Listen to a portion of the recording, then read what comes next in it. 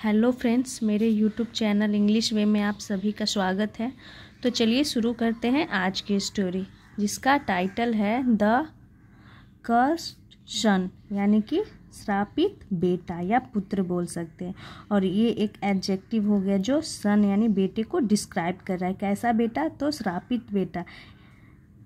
तो ये हो गया हमारा टाइटल और चलिए देखते हैं story.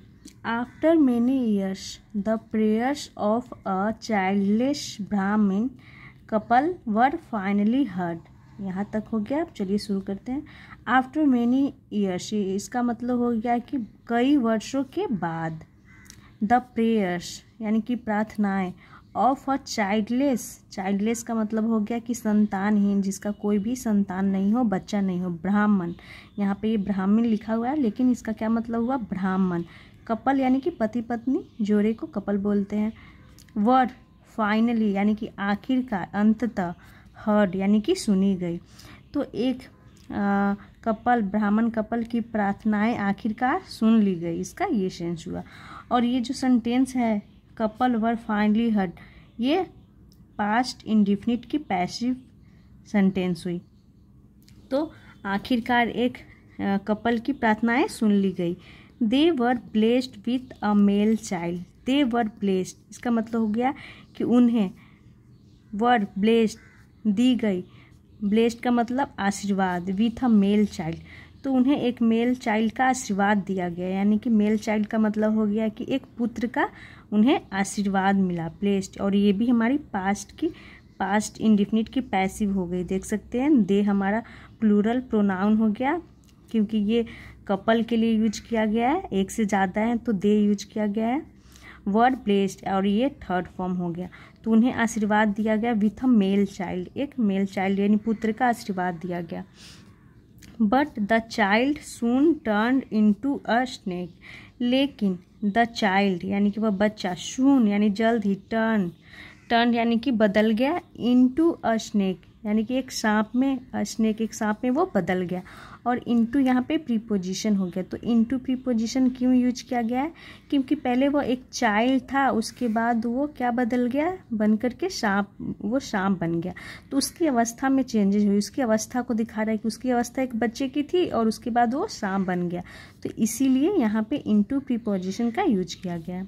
The crestfallen couple yet cared for the snake as their child। इसका मतलब हो गया, crestfallen का मतलब होता है चिंतित, हताश बोल सकते हैं। हताश कपल, गेट यानी कि फिर भी, यहाँ पे ये का क्या मतलब हो गया कि फिर भी, यानी कि हताश कपल फिर भी केयर्ड यानी कि देखभाल की, फॉर द स्नेक यानी उस सांप की देखभाल की, एज यानी के रूप में, देयर चाइल्ड का मतलब हो गया कि अपने बेटे के रूप में, अपने बच्चे के रूप में उसकी देखभाल की। When the snake grew young, इसका मतलब हो गया जब, द स्नेक यानी कि वह सांप, ग्रू यंग यानी ग्रू मतलब बड़ा हो गया, यंग यानी जवान हो गया। द कपल यानी जो वो कपल थे ब्राह्मण, विश यानी कि कामना की, टू गेट हिम मैरिड यानी कि उसकी शादी करने की इच्छा की, कामना की। To look for suitable match, to look for a suitable match का मतलब हो गया टू लुक यानी ढूंढने के लिए, for a suitable match. Suitable match का मतलब हो गया कि उसी के जैसा, उससे मैच करता हो, तो उसके जैसा जो उससे मैच करता हो उसे क्या बोलते हैं? Suitable match. तो उसके सुटेबल मैच के लिए, उसके शादी के लिए वे क्या किए? द ब्राह्मण ट्रैवल्ड, ब्राह्मण ने ट्रैवल की यानी यात्रा की, across the country. Across the country का मतलब होगा कि वो पूरे देश में उन्होंने यात्रा की। बट लेकिन रिटर्न यानी कि लौटना पड़ा। डिसअपॉइंटेड यानी कि डिसअपॉइंटेड का मतलब हो गया कि निराशा, यानी कि उन्हें निराश होकर उन्हें लौटना पड़ा, वो निराश हो गए। कौन? तो ब्राह्मण जो था उसे डिसअपॉइंटेड होना पड़ा, निराश होना पड़ा, क्योंकि उन्हें जो वो सूटेबल मैच के लिए जो गए थे, पूरे कंट्री में उन्होंने ट्रैवल की, तो वो नहीं हो सका, उन्हें खाली हाथ लौटना पड़ा। इसीलिए यहाँ पे डिसअपॉइंटेड लिखा गया, क्योंकि उन्हें निराश होना पड़ा। वन डे, एक दिन, he visited his old friend, वह विजिटेड यानी कि गए, हिज ओल्ड फ्रेंड यानी अपने ओल्ड फ्रेंड के यहाँ यानी पुराने दोस्त के यहाँ गए, विजिट किए यानी कि गए। You look show worn out, इसका मतलब हो गया यू लुक, तो यहाँ पे यू लुक है बट इसका क्या सेंस आएगा कि तुम दिख रहे हो, शो यानी बहुत, वर्न आउट, वर्न आउट का मतलब थके हुए, तुम बहुत थके हुए दिख रहे हो। व्हाट्स द मैटर, इसका मतलब हो गया कि क्या मामला है, और यहाँ पे व्हाट इज का ये कॉन्ट्रैक्शन हो गया। व्हाट्स द मैटर यानी कि क्या मामला है। द फ्रेंड, जो वह दोस्त था, इंक्वायर्ड की यानी कि पूछा। द ब्राह्मण शेयर्ड यानी कि ब्राह्मण शेयर किया यानी बताया। हिज एप्रीहेंशन विथ हिम यानी अपनी एप्रीहेंशन यानी जो अपनी शंका, एप्रीहेंशन का मतलब हो गया शंका, आशंका बोल सकते हैं। विथ हिम यानी कि उसके साथ, हिम यानी अपने दोस्त के साथ, तो उसके दोस्त के लिए यहाँ पे हिम यूज किया गया है, तो उसने अपने दोस्त के साथ शेयर की। Despite the fact that the ब्राह्मण सन वाज अ स्नेक, अब डिस्पाइट द फैक्ट दैट का मतलब हो गया कि के बावजूद, द ब्राह्मण सन, और यहाँ पे अपोस्ट्रोफी एश है उसके बाद सन, यानी कि इसके बावजूद कि ब्राह्मण्स का बेटा वाज यानी था, अ स्नेक एक सांप था, यानी यह जानने के बावजूद कि उसका बेटा एक सांप था। हिज फ्रेंड यानी उसका दोस्त, married of his daughter, married him यानी कि शादी की, हिज डॉटर अपनी बेटी का, रमा, तो उसकी बेटी का क्या नाम था, रमा, तो उसने अपनी बेटी रमा की शादी की। टू हिम यानी उससे, यानी कि उस स्नेक से। Fortunately Rama was very loving towards her husband, इसका मतलब हो गया फॉर्चुनेटली सौभाग्य से, रमा यानी रमा, वाज यानी थी, वेरी लविंग यानी कि प्रेमपूर्ण, टूवर्ड्स हर हस्बैंड यानी कि अपने पति के प्रति, इसका मतलब होगा कि वो अपने पति से बहुत प्यार करती थी। वन नाइट यानी कि एक रात, रमा वाज शॉक्ड, रमा क्या हो गई, वाज शॉक्ड, वह चकित हो गई। तो यहाँ से यहाँ तक जो सेंटेंस आप देख रहे हैं ये हमारी स्टेट ऑफ बीइंग की सेंटेंस है, ये पैसिव की सेंटेंस नहीं है। ये देखने में तो ऐसा लगता है कि पैसिव की है बट ये पैसिव की नहीं है, ये स्टेट ऑफ बीइंग की सेंटेंस है जो बता रहा है, रमा की अवस्था को दिखा रहा है कि रमा चकित हो गई, इसमें कोई भी एक्शन नहीं है। तो रमा क्या हो गई, चकित हो गई। टू सी यानी देख करके, a handsome man in her room, यानी वो क्या देखकर चकित हो गई, हैंडसम मैन एक सुंदर से आदमी को, इन हर रूम अपने कमरे में देखकर वो शॉक्ड हो गई यानी कि चकित हो गई। हु आर यू, वो क्या पूछती है कि हु आर यू यानी तुम कौन हो। स्क्रीम्ड रमा, स्क्रीम का मतलब होता है चीखी, रमा चीखी कि तुम कौन हो, वो चकित हो गई, अचानक से देखी कि एक सुंदर सा आदमी है तो वो चकित हो गई, वो डर गई। डोंट बी स्केयर्ड, अब देखिए यहाँ पे क्या बोल रहा है, डोंट बी स्केयर्ड यानी कि डरो मत, डोंट बी स्केयर्ड का मतलब हो गया डरो मत। आई एम योर हस्बैंड यानी कि मैं हूँ तुम्हारा पति। Soon after my birth, soon after my birth का मतलब हो गया कि माई बर्थ मेरे जन्म के बाद, तुरंत यानी मेरे जन्म के तुरंत बाद। आई वाज कर्स्ड, और यहाँ पर ये आर साइलेंट होता है और इसे क्या पढ़ते हैं, कर्स्ड, बट हम इसे हमारे जुबान पे बैठा हुआ है, हम इसे कर्स्ड पढ़ देते हैं।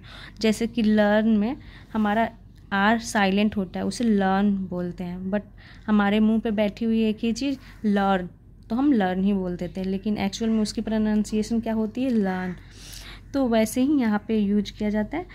आई वाज कर्स्ड यानी कि मुझे श्राप दिया गया था। एंड ट्रांसफॉर्म्ड, और ट्रांसफॉर्म्ड का मतलब हो गया कि मुझे, आई वाज कर्स्ड मुझे श्राप दिया गया और ट्रांसफॉर्म्ड यानी बदल दिया गया, मुझे श्राप दिया गया और ट्रांसफॉर्म्ड और बदल दिया गया। इनटू अ स्नेक, एक सांप में बदल दिया गया, और इनटू प्रीपोजिशन हो गया क्योंकि उसकी अवस्था में चेंजेस होती है, इसलिए इनटू प्रीपोजिशन का यूज करते हैं। तो एक सांप में बदल दिया गया। अब चलिए यहाँ से देखते हैं। If someone Burns my skin, और यहाँ पर भी आर साइलेंट होता है, इसे पढ़ते हैं बर्न्स। यदि कोई बर्न्स यानी जलाता है माई स्किन यानी मेरी त्वचा को।